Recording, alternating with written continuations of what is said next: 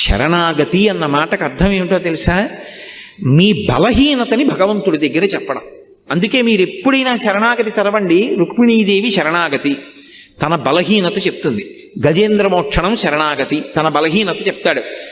ఈశ్వర, మీరు నాకు మనస్సు ఇచ్చారు, ఇంద్రియాలు ఇచ్చారు, బలం ఇచ్చారు, బుద్ధినిచ్చారు, శాస్త్రం ఇచ్చారు, గురువునిచ్చారు, ధర్మచక్రం దాటి పనులు చెయ్యొద్దన్నారు. కానీ నా మనసు వెంపర్లాడిపోతోంది అక్కర్లేని కోరికలు తీర్చుకోమని.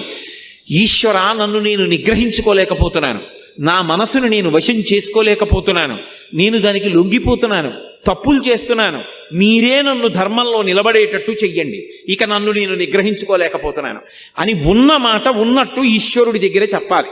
అంతేకాని ఆయన దగ్గరికి వెళ్ళి మహానటుడిలా పరమ ఉత్తముళ్ళ నిలబడకూడదు. తప్పు చేస్తే ఈశ్వరా, నిన్న తప్పు జరిగింది, ఈ తప్పు చేశాను, వేరొకసారి